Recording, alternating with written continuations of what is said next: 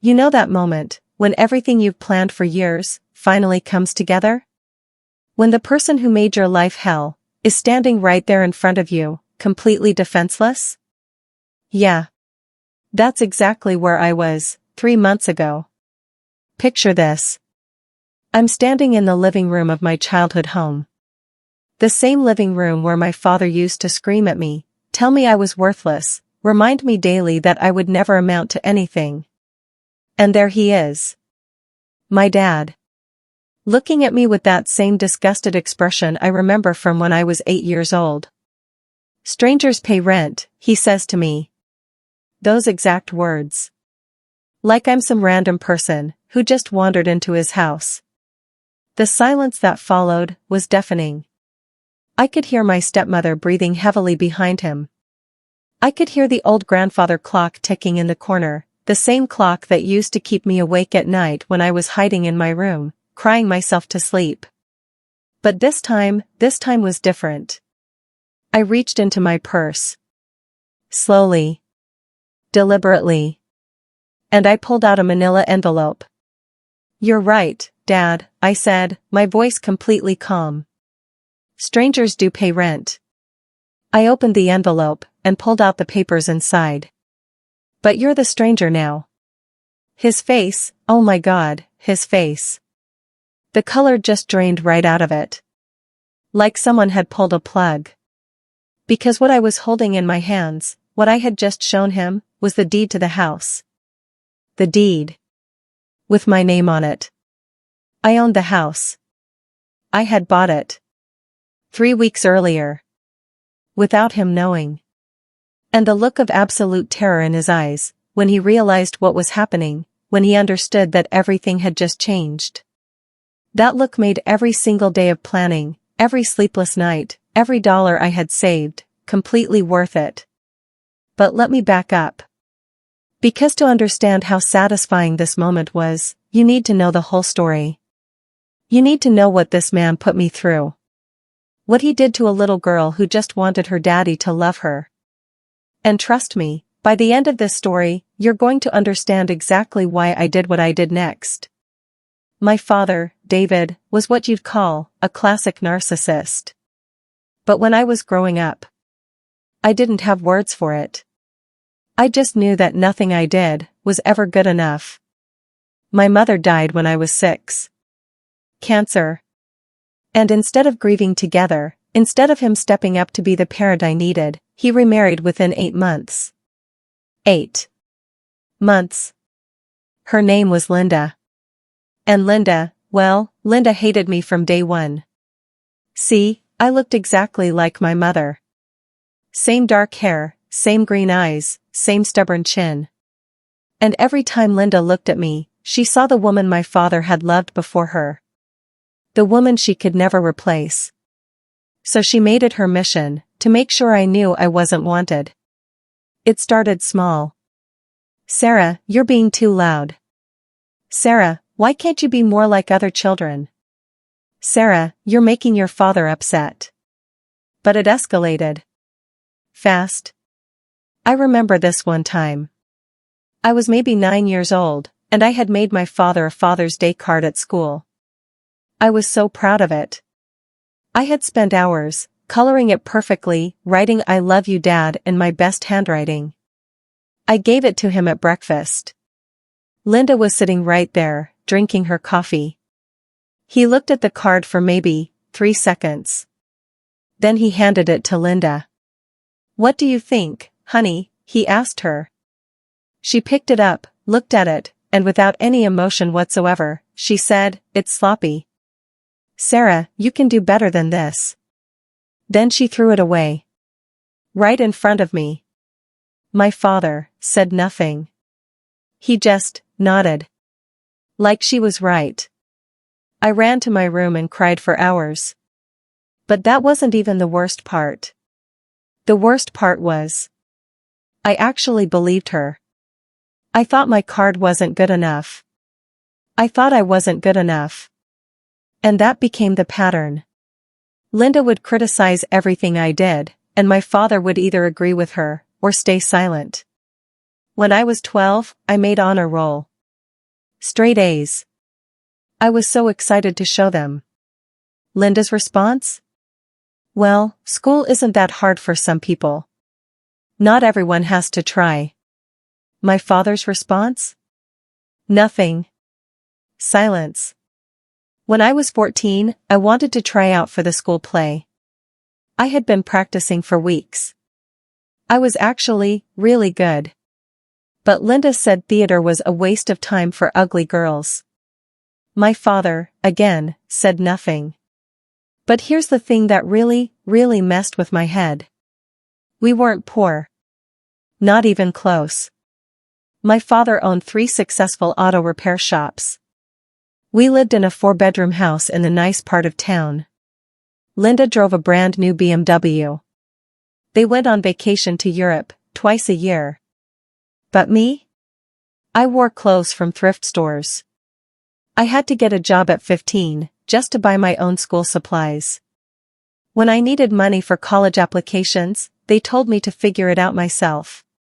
Linda would literally, and I mean literally, buy herself designer purses, while telling me we couldn't afford basic things like new shoes when mine had holes in them. The message was crystal clear. Linda and my father, they were a family. I was just some burden they had to tolerate. And the crazy part? Linda wasn't even subtle about it when other people were around. I remember my high school graduation party. My aunt, my mother's sister, had driven 3 hours to be there. And she was asking my father about my college plans.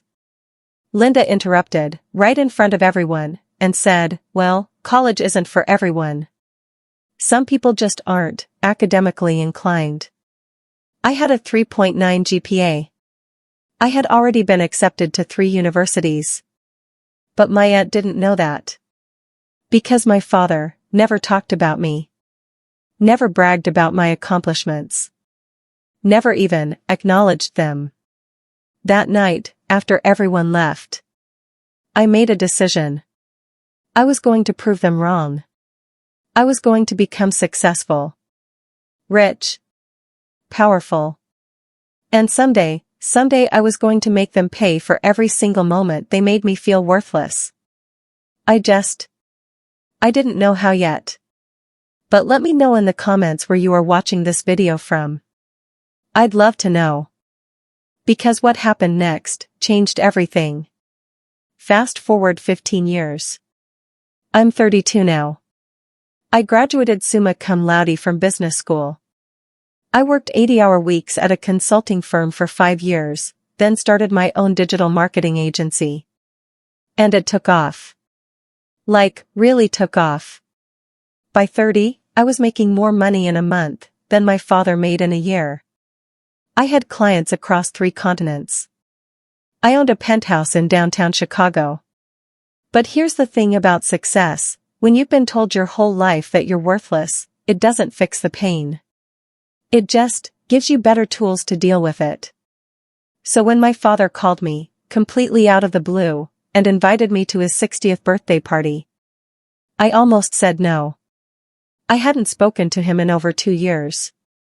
The last conversation we had, he had asked me for money. $20,000 to help with some business expenses. When I asked what kind of expenses, he got defensive. Started yelling about how I was ungrateful and how he didn't owe me explanations. I hung up on him. And I thought, that was it. We were done.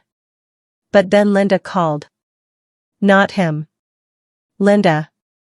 Sarah, she said, her voice sickeningly sweet. Your father is turning 60. It would mean so much to him if you came to the party. Something in her tone made me suspicious. Since when do you care what means something to my father? I asked. There was a pause. A long pause. Well, she said, carefully. We've invited some important people. Business associates. And it would look better if his successful daughter was there. Ah. There it was. They needed me. Or rather, they needed my success. They needed to show me off, like some kind of trophy they had created. I'll think about it, I told her. But I had already decided. I was going. Because I was curious. Curious to see what they wanted from me. Curious to see if they had changed. Curious to see if maybe, just maybe, they were ready to acknowledge what they had put me through. Spoiler alert. They weren't. The party was at their house. The same house I grew up in. And walking through that front door, it was like being transported back to childhood. Same furniture. Same family photos on the mantle, with one notable difference. There were no photos of me. Not one. From birth to 18. I had lived in this house. And there was no evidence I had ever existed. But there were dozens of photos of Linda's daughter from her first marriage. Emily. Who was only 2 years younger than me, but who had apparently replaced me entirely in their family narrative.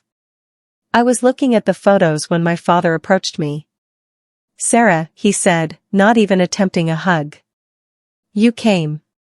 Happy birthday, Dad, I said, forcing a smile. You look successful, he said, looking me up and down. Like he was appraising me. I am successful, I replied. He nodded. Then he leaned closer. And what he said next, what he whispered in my ear, made my blood run cold. Good. Because Linda and we need to talk to you about something. Something important. Before I could respond, Linda appeared at his side. She was wearing a dress that probably cost more than most people make in a month. And she was smiling, but it didn't reach her eyes. Sarah, darling, she said, kissing the air next to my cheek. You look, well, not good. Not beautiful. Well, thank you, Linda. You look exactly the same. Which was true. And not necessarily a compliment. The party went on. I made small talk with people I didn't know, who kept asking me about my wonderful family and how proud my father must be of me. And every time someone said that, my father would smile and nod, like he had anything to do with my success. Like he had supported me. Encouraged me. Believed in me. It was nauseating.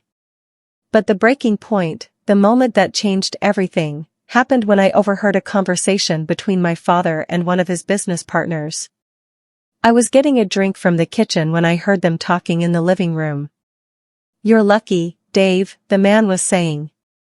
Having a daughter who's doing so well. Must be nice knowing you're taken care of in your old age. My father laughed. Actually laughed.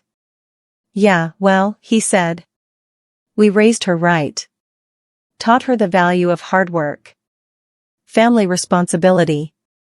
I nearly dropped my glass. Family responsibility?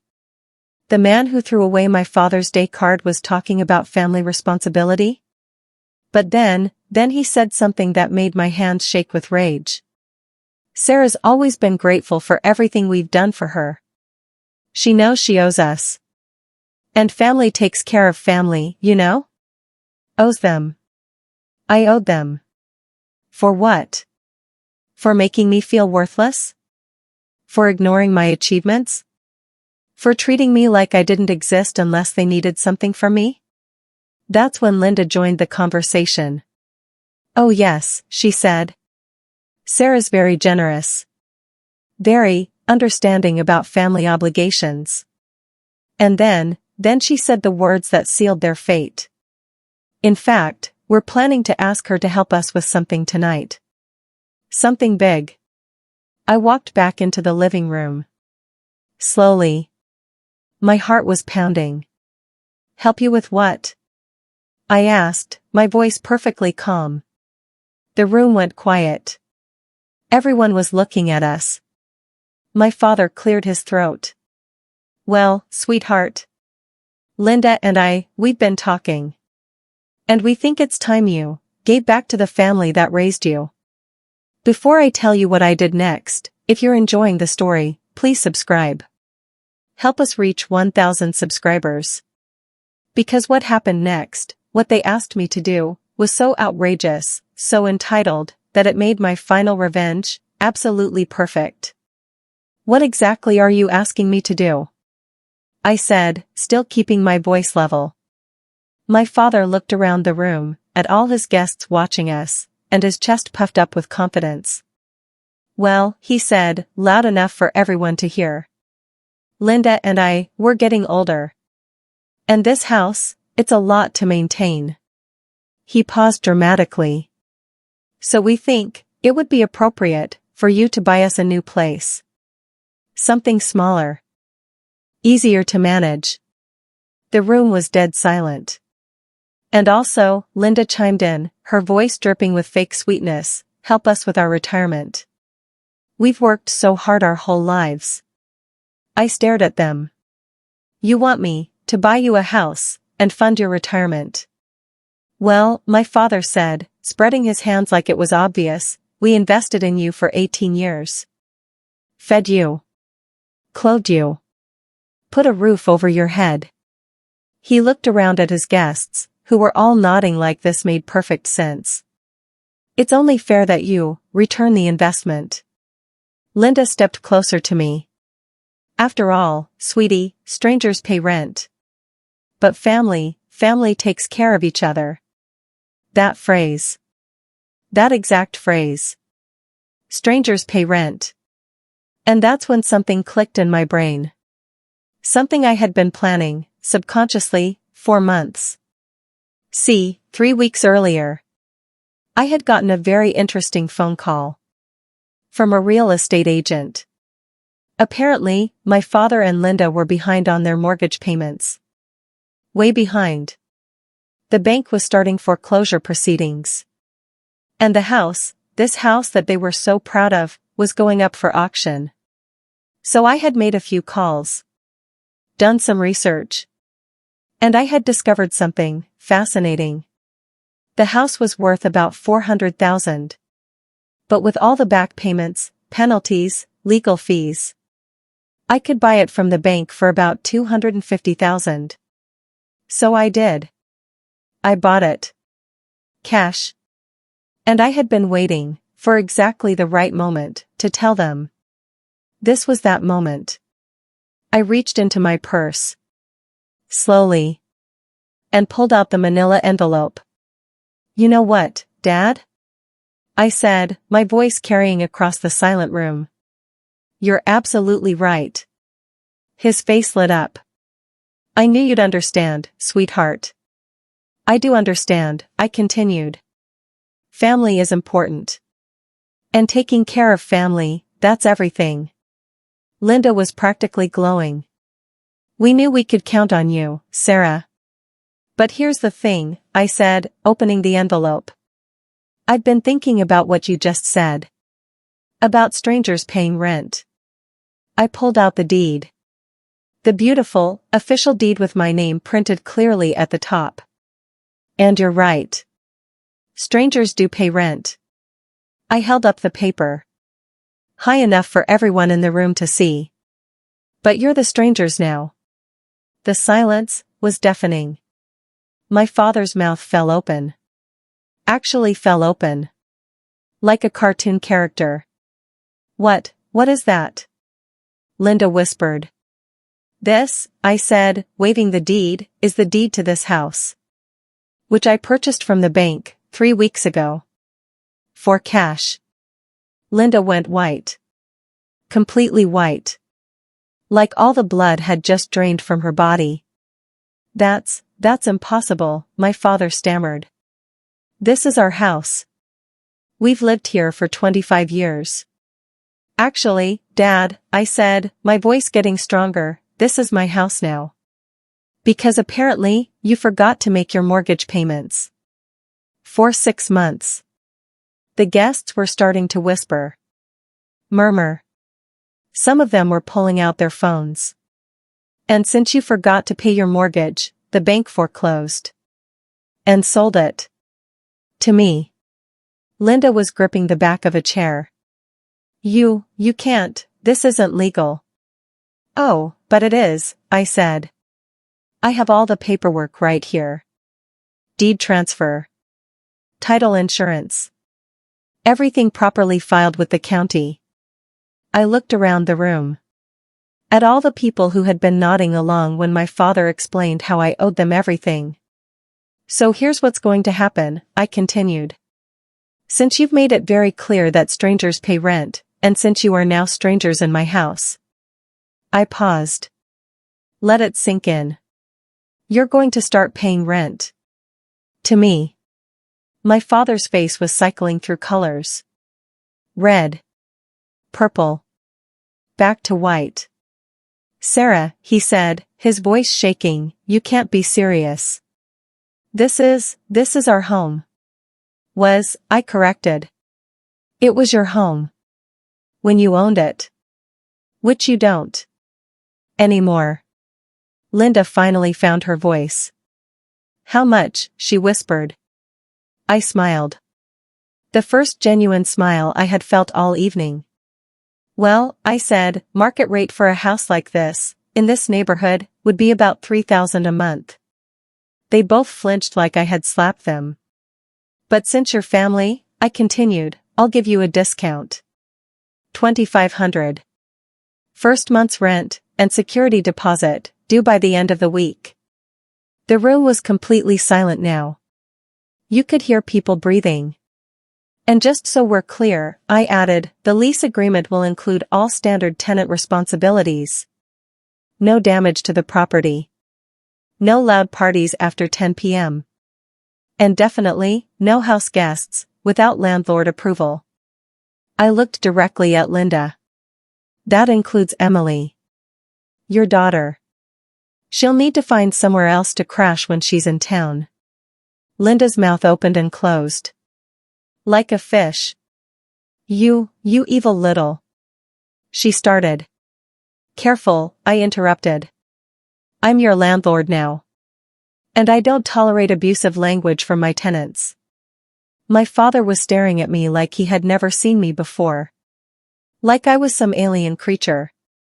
Sarah, he said quietly, we can't afford $2,500 a month. Then I guess, I said, folding the deed and putting it back in the envelope, you should have thought of that, before you decided I owed you everything. The party ended, pretty quickly after that. People started making excuses. Oh, we just remembered we have to. Early morning tomorrow. Thanks for the lovely evening. Within 20 minutes, the house was empty. Except for me. And my father. And Linda. We stood in the living room, the same living room where I had been told I wasn't good enough, hundreds of times. But now I owned it. Sarah, my father said, his voice completely different now. Smaller. We need to talk about this. No, Dad, I said. We really don't. You have until Friday to give me first month's rent and security deposit. $5,000 total. Cash or certified check. Linda was crying now. Actually crying. You can't do this to us. We're family. Family? I repeated. Like when you threw away my Father's Day card? Like when you told people I wasn't academically inclined? Like when you removed every photo of me from this house? She couldn't answer. Because there was no answer. Or maybe, I continued, family is like when you asked me tonight, in front of all those people, to fund your entire retirement. After treating me like garbage for 18 years. My father sat down heavily on the couch. His couch. That was now, technically, my couch. We made mistakes, he said quietly. But this is cruel, Sarah. Cruel? I laughed. Dad, I could have let the bank foreclose. I could have let you lose everything and become homeless. Instead, I'm offering you the chance to stay in the house you love. For below market rent. I walked toward the door. Then I stopped. And just so we're clear, if you're ever late on rent, if you damage my property, if you cause me any problems whatsoever, I will evict you. Legally. And you will have 30 days to find somewhere else to live. Linda was sobbing now. Please, Sarah. Please don't do this. I'm not doing anything to you, I said. I'm giving you exactly what you gave me. A place to live, with conditions. The difference is, my conditions are legal and fair. Yours were just, cruel. I left them there. Sitting in their living room, that was now my living room. And over the next few days, oh, the messages I got. First, my father tried calling. 6 times. I didn't answer. Then Linda tried. She left a voicemail. Crying. Begging. Sarah, please, we're family. We love you. We've always loved you. Too little. Too late. Then came the text messages. From my father, Sarah, I know we weren't perfect parents, but this is too much. Please call me. From Linda, I'm sorry for everything. Please don't do this. We'll do better. We promise. From Emily, Linda's daughter, what you're doing to my mom is sick. You're a horrible person. That last one made me laugh. Because Emily, the golden child who had replaced me in all the family photos, was exactly like her mother. Entitled. Cruel. Completely unable to see her own hypocrisy. But the best message, the absolute best, came from my aunt. My mother's sister. Sarah, I heard what happened. Your mother would be so proud of you.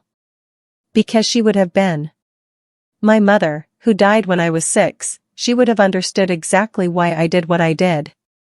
Friday came. 5 p.m. The deadline for rent and deposit. I drove to the house, my house, and knocked on the door. Linda answered. Her eyes were red and swollen. She had obviously been crying for days. Do you have my money? I asked.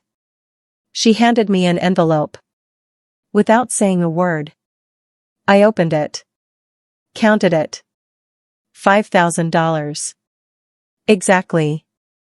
Thank you, I said. I'll have a receipt for you by tomorrow. Sarah, she whispered. Please. Can we talk about this? Work something out? The only thing we need to work out, I said, is the lease agreement. I'll have it ready by Monday. Read it carefully. Sign it. And follow the rules. I started to walk away. Then I turned back. Oh, and Linda? That BMW in the driveway? I hope you can afford the payments. Because this house only comes with 1 parking space. And as the landlord, I get to decide who uses it. Her face went pale again. Have a good evening, I said. And remember, quiet hours are after 10 p.m. Over the next 6 months, they paid their rent on time. Every month. Without complaint. But I could see what it was doing to them. The humiliation. The powerlessness. The complete reversal of everything they thought they knew about their lives. My father, who had always been so proud of his house, now had to ask me permission to change the thermostat. Linda, who had treated me like a servant for 18 years, now had to follow my rules about guests and noise levels. And Emily, poor Emily couldn't come visit anymore. Because I had specifically written into the lease, no long-term house guests without landlord approval. Was I being petty? Maybe. But after 32 years of their abuse, 6 months of discomfort seemed fair. The best part though, the absolute best part, was the Christmas card they sent me. It was a family photo. My father, Linda, and Emily. Standing in front of the fireplace in the living room. And at the bottom, in Linda's handwriting, it said, Merry Christmas, from your grateful tenants. Tenants. They called themselves my tenants. In their Christmas card. I framed it. It's hanging in my office. Right next to my business degree. So that's my story. The story of how a little girl, who was told she would never amount to anything, ended up becoming her father's landlord. Do I regret it? Not for a second. Some people might say I went too far. That I should have been the bigger person. That I should have forgiven and forgotten. But here's what I learned, through years of therapy and self-reflection.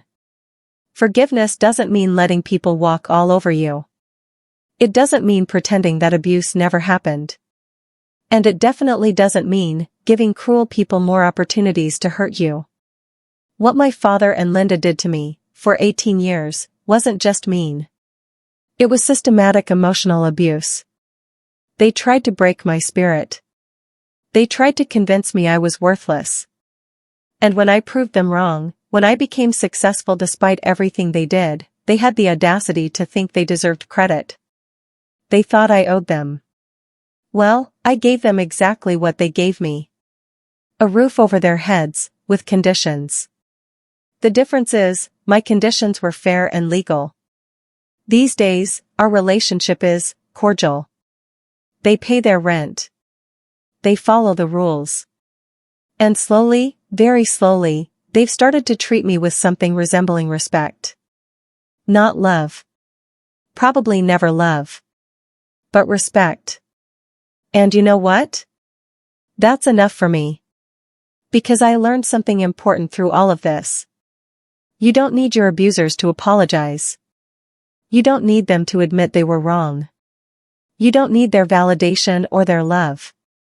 All you need is the strength to build your own life. On your own terms. And sometimes, if you're very lucky, you get the chance to show them exactly who they're dealing with. My name is Sarah. I'm 33 years old. I own a multi-million-dollar business. I have an amazing life. And yes, I'm also my father's landlord. And every month, when he writes me that rent check, he's reminded of exactly what he lost when he decided I wasn't worth loving. That little girl who made him a Father's Day card, who just wanted her daddy to be proud of her, she's gone. But the woman who replaced her, is someone to be reckoned with. If you liked this story, and if you've ever dealt with family members who tried to tear you down, check out this other story on the screen. It's about standing up to toxic relatives, and trust me, you're going to love it. See you there.